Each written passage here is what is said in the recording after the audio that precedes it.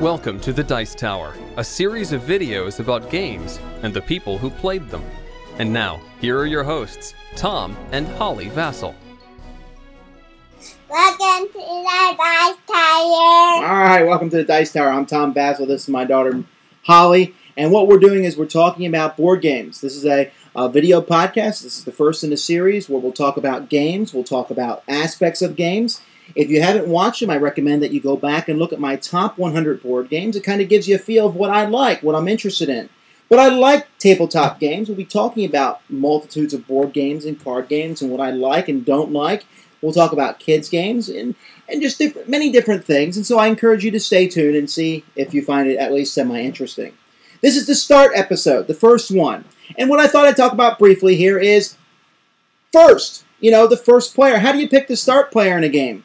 In a lot of games, the start player is determined by the rules. Usually they say either the oldest player goes first or the youngest player goes first. I mean, really, come on now. You can't think of something more interesting than that? Or they often go to some occasionally they have this entertaining thing, like the person who looks most like a pirate, or the last person to see a walrus, or the last person to eat Wheaties. Some strange, odd thing, which works for that single game, but, after that it kind of gets old maybe. But what do we do? Here, I'll just show you a few of the methods that we use in my group to determine the winner.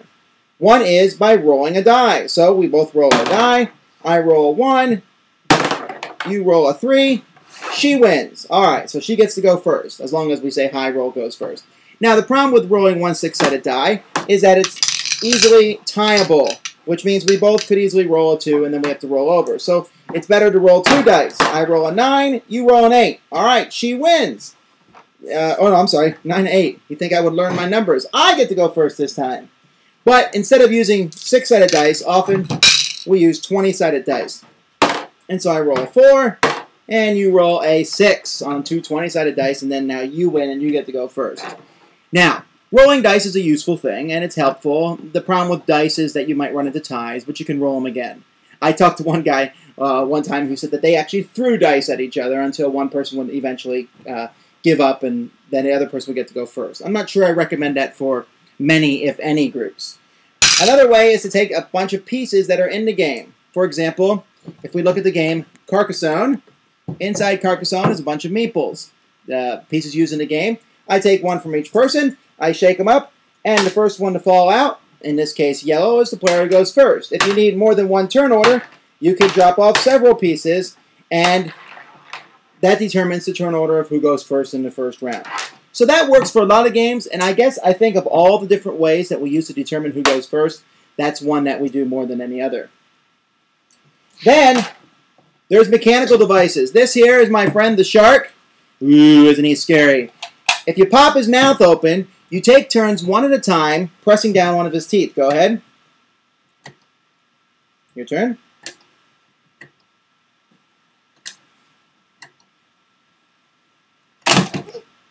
And there you go. When the shark pops down, it doesn't hurt even remotely one bit. Then the person who got bit by the shark goes first. This is kind of like a game within a game. It's a lot of fun. It's not the best quality thing in the world, but the way it works, and there's a ring underneath that rotates around. The teeth are different each time, and so it's a lot of fun, and it's kind of a meta game, and sometimes this becomes the game itself, especially for kids.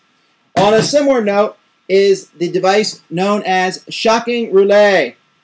And this, we turn it on, and you can see there's some lights, the number of players, or number of victims it says. You can change that up to 4, but we'll leave it as 2. And then both people stick their finger in. Go ahead and stick your finger in. Come on, you can do it. I want to push it. Okay, ready, set. Don't hurt me.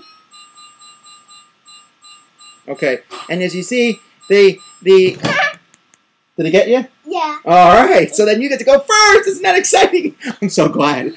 Okay, it's just a stupid little shock thing, and it does shock you, and it's not that big of a deal, but man, I've seen big grown men afraid to put their fingers in it. So you take the people who are willing, and that's the guy who gets to go first. So, Shocking Roulette, it's another way to pick who goes first.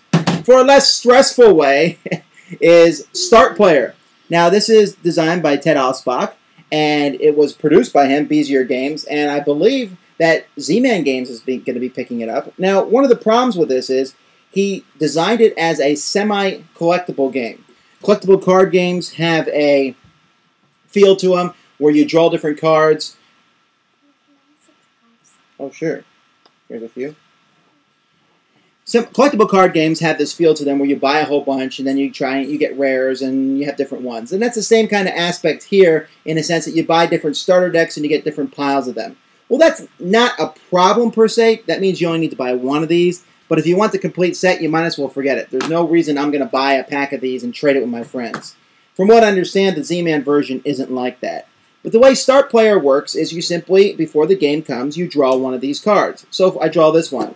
The player who has the most cats is the start player. Okay, well that may or may not apply. If you play in my group, no one owns cats because we all hate them. Or the player who is wearing the most white. Or the player who drives the biggest car. Or the player who most recently played Scrabble. After we mock you for a while, then you get to be first. Or there's even blank cards, and you can write anything you want. The artwork on these cards is from Ted Osbach's comic, Bored to Pieces, which is a pretty funny comic if you're really up to date on all things board games and even on what's going on in the online community. It's actually become rather of an in-joke, and it was much funnier in the beginning. Now it's kind of like you have to know what's going on to understand it. But be that as it may, the comics on the cards are still pretty funny and relevant, and the idea is nice. There's also a little arrow on the card that if you're not sure or if there's a tie between the people who say things on the card, you can just place it on the table, and if that arrow, whoever the arrow points at, that's the person who goes first.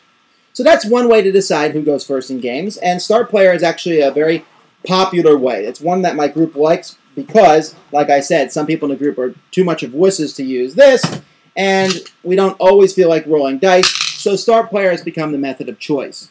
In a two-player game, it's simple. You play rock, paper, scissors, right? Rock, paper, scissors all over the road. Ready?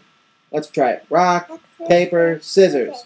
All right, so she has scissors, I have rock. I smash your scissors on the table, and I get to go first. And that seems to work pretty well for most situations in college and in many different places when I play two-player games. That's what we used. So tell me, what is the best way to pick a Start Player for you? How do you decide how to pick the Start Player? Do you play with crazy ways like Shocking Roulette? Do you play with interesting ways like Start Player, or you just use more mundane ways like rolling dice? Either way, it's good to have a way set in stone because then you don't argue over who goes first, because in some games, it really does matter. Well, until next time, I'm Tom Vasel, and this is my co-host Holly. We'll see you guys next time. Say goodbye, everyone. See y'all later. Thanks for joining us today. For more written, audio, and video reviews, as well as the #1 board game podcast, check out the website at www.thedicetower.com. Until then, this is Eric Summerer, and you've been watching The Dice Tower.